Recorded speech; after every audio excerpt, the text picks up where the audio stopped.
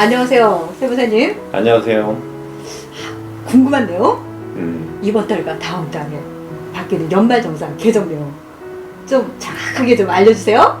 구독, 좋아요 눌러주세요. 세무사님, 연말정산 13월에 보너스, 근데 또 14월에 보너스라고 그랬잖아요. 예. 바뀐 내용이 뭐가 있나요? 첫 번째는 그 종합소득 기본공제 대상이 되는 부양가족의 범위 좀 확대가 이루어졌습니다. 부양가족의 범위? 기본공제 되는 거? 예. 부모님이 재혼하셨을 때, 부모가 재혼했을 때. 새어머니, 새아버지를 공제를 받을 수 있는지 먼저, 친부, 친모와 혼인관계가, 법률혼 관계가 있으면 기본공제는 가능합니다. 문제는 올해 개정사항은 아버지가 돌아가셨을 때 어머니, 새어머니, 새아버지를 언제까지 받을 수 있느냐, 이게 문제가 될 수 있었습니다. 올해 법의 개정사항은 새어머니, 새아버지가 제가하지 않는 이상 아버지, 어머니 사후에도 계속 공제를 받을 수 있도록 법이 확대됐습니다. 두 번째는 신용카드 공제 부분인데요.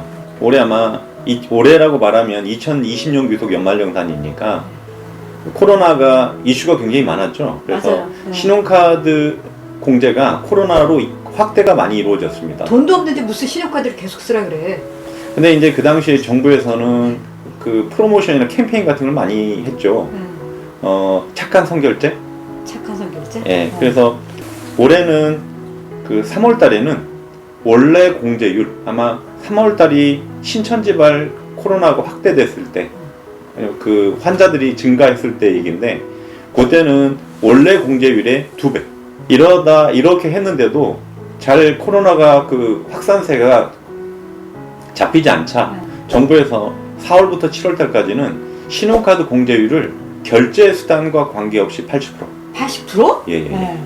80%는 굉장히 큰 겁니다. 그렇죠. 왜냐하면 10만원 카드를 쓰면 8만원은 공제를 해주는 거니까요. 10만 원을 쓰면 8만 원을 공제를 해준다. 예. 공제를 해주면 뭐예요? 도서 공연비인데 공연을 지금 아무도 못 하는데? 그 도서 공연비에 대한 혜택은 굉장히 커 보이지만 실제로 속에 들어가면 아주 크지는 않습니다. 그러니까 가장 큰 거는 신용카드 공제 중에서 그래도 신용카드일 건데, 아마 4월 달부터 7월 달까지 신용카드 사용액에 대해서 공제율이 80%라는 건 굉장히 큰 겁니다. 맞아요. 10만 원을 쓰면 8만 원을 돌려준다. 예. 이렇게 한다고 하더라도 결국 궁극적으로 신용카드 공제에는 한도가 있어요. 한도? 예. 네. 한도는 그 총급여 수준에 따라서 한도가 달라지는데, 총급여 7천만 원 이하의 근로자는 300. 300? 원래 네.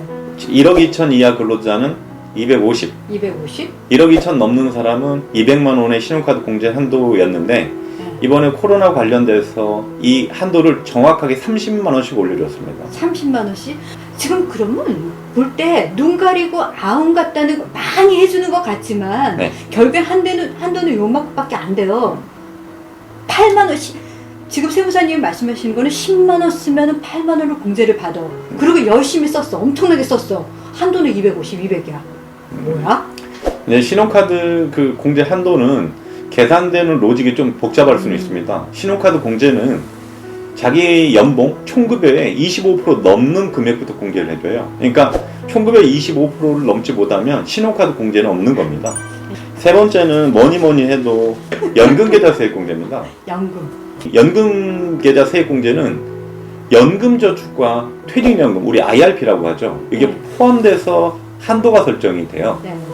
세액 공제율은 급여 수준에 따라 달라지지만, 근데 올해 중요한 거는 정확하게 50세 1970년 이전 출생자가 되는 거예요. 이전. 이분들은 은퇴가 거의 얼마 안 남았죠. 그렇죠. 그래서 연금 계좌에 대한 세액 공제 한도를 늘려주는 거예요. 늘려준다. 일반적으로 총급여가 1억 2천 이하의 근로자에 대해서 총급여가 1억 2천 이하의 근로자에 대해서 연금저축을 불입을 했을 때 400, 퇴직연금을 불입을 하면 통합한도 700까지 인정이 돼요. 추가 300이죠. 네, 700. 근데 이거 많이 물어보더라고요. 700 전체를 퇴직연금을 불입했을 때는 어떻게 할 거냐? 끝난 거잖아요. 그냥 700이죠. 네, 700. 그러니까 연금저축은 700 한도 내부에 있는 거지, 연금저축 한도를 안 써도 퇴직연금으로 700을 한도를 채울 수 있는 건데, 올해 개정된 사항은 그 70년 이전 출생자에 대해서 연금계좌 세액공제 한도를 200씩 정확하게 늘려줬습니다. 왜 그러냐면, 제가 최근에 그 작년까지 강의를 2020년도까지 강의를 많이 하면서 실신년 이전 출생자한테 가장 많이 안내를 해드린 게 연금저축이나 퇴직령 추가 불입하라고 계속 안내를 해드렸어요. 세액 공제율은 낮을 수도 있어요. 12%.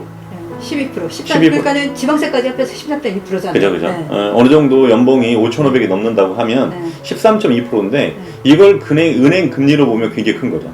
그렇죠. 200을 넣고 돌려받을 수 있는 금액이 굉장히 커지는 거니까. 네. 네. 그 많은 돈이 돌아오니까요. 예, 예. 네. 빨리 가입을 하세요. 그 다음에 마지막 하나는 근로소득공제 한도가 설정이 됐다는 거예요. 근로소득 공제 한도가. 요거는 약간의 그 디테일한 부분일 수도 있겠지만 우리 총급여 수준에 따라서 근로소득공제 한도가 설정이 됩니다. 근데 그 연봉이 일반적으로 1억 넘어가면 근로소득공제를 한 2% 정도 인정을 해줬는데 네. 올해 법이 개정이 돼서 연봉이 한 3억 6,250만 원이 넘어가면 근로소득공제를 더 이상 안 해줍니다. 세부담이 굉장히 늘어나겠죠.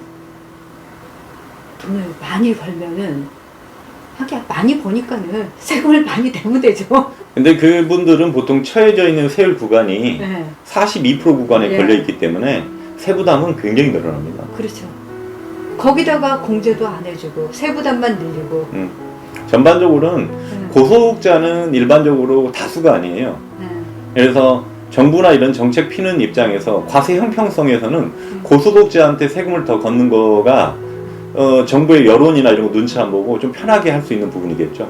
하긴 인원이 얼마 안 되기 네. 때문에 많은 사람들한테 그만큼 세금을 물리면 그 사람들은 맞습니다. 화가 나겠죠. 맞습니다. 네. 이 연말정산을 바뀐 거 5가지에서 꼭 챙겨야 될 거. 올해 입장에서는 저는 보편적으로 많이 말씀드린 게 안경비하고요. 안경비. 이거는 그냥 개정세법은 아니지만 연말정산 전반적으로 의료비 공제 받을 때 요즘에는 우리나라 건강보험이 굉장히 잘 돼 있어서 의료비 공제는 총급여 3% 넘는 금액에 대해서 공제를 해주는데 3%를 넘기기가 쉽지 않아요. 근데 안경은 기본공제 대상자 한 명당 그래도 50만 원까지 인정이 되니까 예. 그걸 좀 잘 챙기면 도움이 될 것 같고요. 안경을 쓰라는 거예요? 선글라스는 안 돼요? 선글라스도 도수가 들어있으면 가능하다고 볼 수 있습니다. 아, 도수가 들어있는 선글라스는 시력 교정용만 됩니다. 시력 교정용. 그러니까 선글라스에 도수가 안 들어있는 거는 의료비 공제 대상은 엄밀하게 말하면 안 됩니다. 미취학 아동의 학원비. 아, 학원비. 네.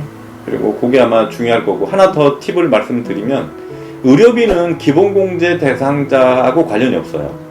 기본공제를 나이와 소득 때문에 못 받아도 의료비 공제는 받을 수 있습니다. 그래서 그걸 좀 잘 챙기시면. 그러면 의료비 공제 받을 수 있는 범. 아까 나이하고 기본공제 대상자가 아니래도 받을 수 있다고 그랬잖아요. 네, 맞습니다. 그럼 어디까지 받을 수 있나? 대표적으로 하나 말씀드리면 개인 사업을 하시는 아버지. 개인 사업. 아, 우리 아버지가 개인 사업자예요. 개인 사업자야. 그럼 소득이 있어도 의료비 공제는 가져올 수 내가 받을 있다는 수가 거죠. 있다. 또 하나는 맞벌이 부부 의료비는요. 네. 맞벌이 부부 의료비는 둘 중에 네. 유리한 사람 쪽으로 끌고 갈 수 있습니다. 소득이 높은 사람 쪽으로 끌고 가는 게 불리해지죠. 게 불리하고. 왜 그러냐면 의료비는 총급여 3%를 넘겨야 되기 때문에 네. 보통 일반적으로 우리가 그 이제까지 배웠던 어떤 관념적인 연말정산은 네. 소득이 많은 사람이 모든 공제를 가져가면 좋다고 생각을 하는데 네. 의료비는 총급여 3%를 넘어야지만 의료비 공제를 받을 수 있어요. 그러면 남편 총급여가 5천, 부인 총급여가 3천이에요. 네. 그러면 남편이 의료비를 받으려고 하면 5천만 원 곱하기 3%니까 150을 넘어야지만 공제를 받을 수 있죠. 그렇죠. 근데 부인은 3천만 원이라고 하면 네. 90만 원만 넘기면 의료비 공제를 받을 수 있죠. 아, 그러네. 의료비가 굉장히 어떤 유동성이 많아요. 그래서 연말정산 때 의료비는 플랜을 잘 짜서 공제를 받으면 분명하게 그날 삼겹살 값 정도로 나올 것 같아요. 삼겹살 맛있게 굽히시고 연말정산 바뀐 점에 대해서 또 잘 배워봤어요. 오, 내 돈이 새는 게 아니라 내 돈을 챙겨야 될 거예요.